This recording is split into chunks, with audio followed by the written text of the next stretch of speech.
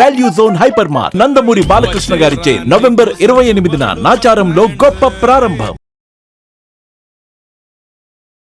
నమస్తే, నేను Keshav. Welcome to Suman TV.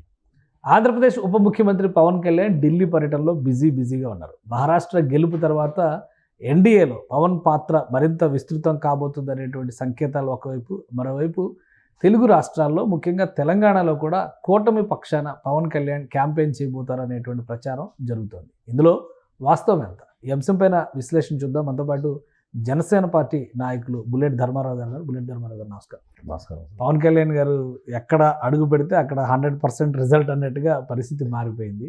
So elections results తర్వాత, మహారాష్ట్ర ఎలక్షన్స్ రిజల్ట్స్ తర్వాత చాలా చర్చ నడుస్తుంది.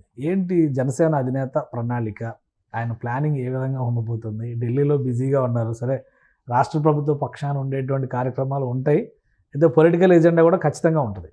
సో ఏంటి జనసేన పార్టీ వ్యూహం ఏ విధంగా ఉంటుంది? సార్, ముందుగా సుమన్ టీవీ యాజమాన్యం వారికి, స్టాఫ్కి, అలాగే సుమన్ టీవీ వీక్షిస్తున్న ప్రేక్షకులందరికీ కూడా బుల్లెట్ ధర్మారావు నమస్కరిస్తూ మాట్లాడుతున్నాను. సార్ ఏదేమైతే మనందరం కూడా చిరకాల కోరిక పవన్ కళ్యాణ్ గారిని ఎక్కడో ఉవ్వెత్తు స్థానంలో చూడాలని ప్రతి ఒక్కళ్ళ ఆశ, ఎప్పటి నుంచో బలమైన కోరిక ఉన్న వాళ్ళందరికీ కూడా ఇవాళ పవన్ కళ్యాణ్ గారు ఆయన అంటే ఏంటో చూపించే స్థాయిలోకి వెళ్ళిపోయాడు. వాళ్ళు ఎవరికి కూడా అందనంత ఊహించిన స్థాయికి ఇలా వెళ్తారని ఎవడో కూడా ఊహించలేదు. ఎందుకంటే ఇవాళ చూసాం, నిన్నగాక మన ఆంధ్రాలో ఎలక్షన్లు అయితే one side voting. Pawan Kalyan garu లేకపోతే కూటమి గెలుపు లేదనేది ప్రతి ఒక్కరికి తెలిసిన నగ్న సత్యం. నేను పవన్ కళ్యాణ్ గారికి, జనసేనకి, రాధారంగ మిత్రులు మద్దతు తెలియజేసి 42 నియోజకవర్గాల్లో నేను కమిటీలు వేయడం జరిగిందండి. అన్ని కులాల వారీగా నేను రాధారంగ మిత్రులు, రంగా గారి అభిమానులు అందరం ఒక తాటి మీద తీసుకొచ్చి ఆయన పిలుపు మేరకు ఆయన ఎప్పటికైనా మేము సీఎం చూడాలా అనే ఒక బలమైన మా కోరిక మాకు బలంగా నాటుకుపోయి ఉంది. ఇప్పుడు ఏంటి నేషనల్ పాలిటిక్స్లో పవన్ కళ్యాణ్ గారి పాత్ర చాలా పెరిగిపోయింది అంటే ఏమంటారు? ఏ విధంగా ఉండొచ్చు భవిష్యత్తులో ఆయన పాత్ర? ఇంకా ఏమన్నా మారే అవకాశాలు ఉన్నాయా? 100% సార్, 100% అందరూ ఎప్పుడెప్పుడు అని ఊహించని రీతిలో పవన్ కళ్యాణ్ గారు స్ట్రైట్ రేట్ పెరిగిపోతే వెళ్ళిపోతుందని. మరి నిన్నగాక మనం చూసాం, మహారాష్ట్ర లెక్క ప్రకారం అసలు మనకు వస్తుందని ఎవరు ఊహించాల. అక్కడ కాంగ్రెస్, బాల్ ఠాకరే, ఉద్ధవ్ ఠాకరే వీళ్ళందరూ కూడా కూటమి కింద ఏర్పడి, శరద్ పవార్ వీళ్ళందరూ కూడా ఏర్పడి వాళ్ళదే విజయం అని చెప్పి కొన్ని ఛానల్స్ కూడా వాళ్ళకే గెలుపు అన్నట్టుగా చెప్పింది. మరి అలాంటిది పవన్ కళ్యాణ్ గారు వెళ్ళి ఈ సనాతన ధర్మాన్ని భుజానేసుకుని ఈ మహారాష్ట్రలో వెళ్ళి అట్లా సుడిగాలి పర్యటన చేసి ఆయన ఎక్కడెక్కడ తిరిగాడో ఒక్కటి కూడా బీరిపోలేదు సార్. అన్ని నియోజకవర్గాలు 11 మందిని గెలిపించాడు, ఒక ఎంపీ అభ్యర్థిని గెలిపించాడు.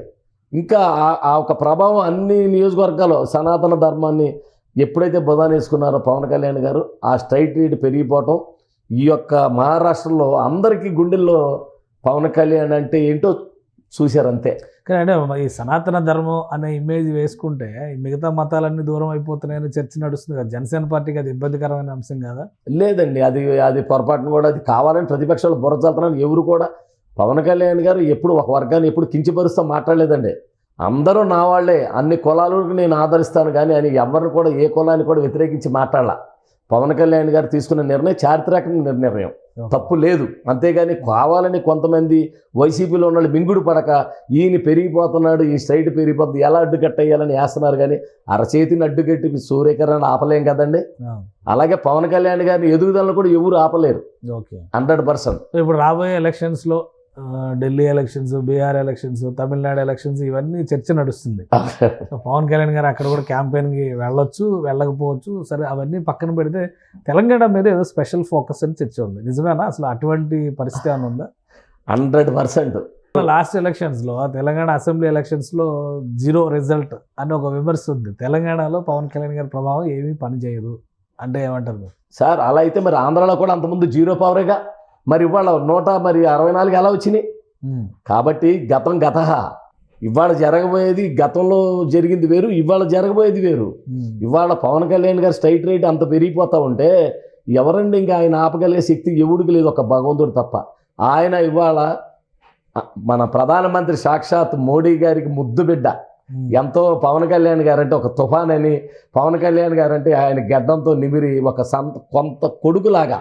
ఆయనకి ఏం లేదండి. 100% చిత్తుగా ఇక్కడ ప్రతిపక్షాలను వాడగొడతాం.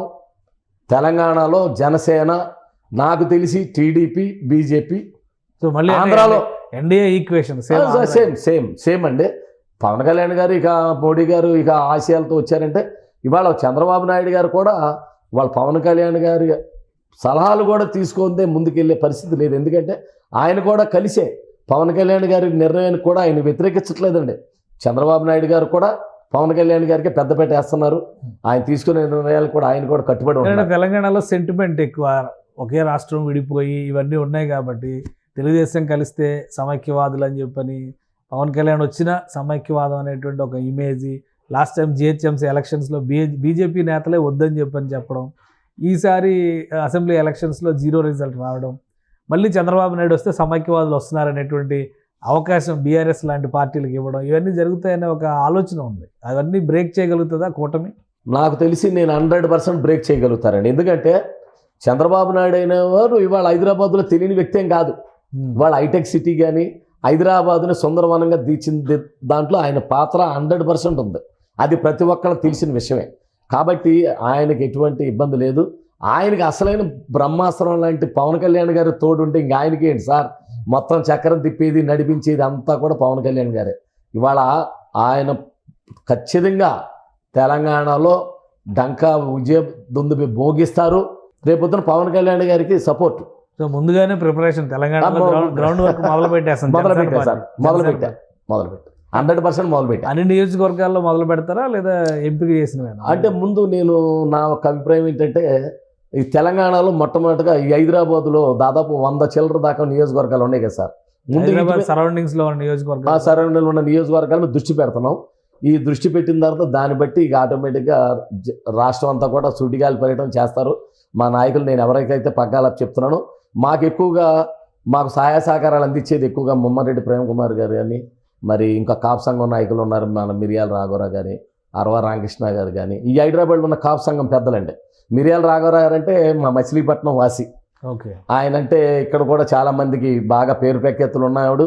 మాకు అన్నగారు అవుతాడు మిరియాల రాఘవరావు గారు, మాకు అత్యంత ఆప్తుడు. ఇప్పటి నుంచి అంటే ఎలక్షన్స్ ఇంకా చాలా దూరం ఉంది, టైం ఇంకా ఉంది, ఒక 3.5 ఏళ్ళు ఉంది దగ్గర తెలంగాణలో. ఇప్పటి నుంచే కూటమి నాయకులు, కూటమి పార్టీలు తెలంగాణలో బలమైనటువంటి క్షేత్రస్థాయిలో పనిచేయడానికి ప్రణాళికను సిద్ధం చేసుకున్నారా? పవన్ కళ్యాణ్ గారు కూడా ఏదో ఎన్డీఏ కన్వీనర్, కో కన్వీనర్ ఇలాంటి చర్చలు నడుస్తున్నాయి.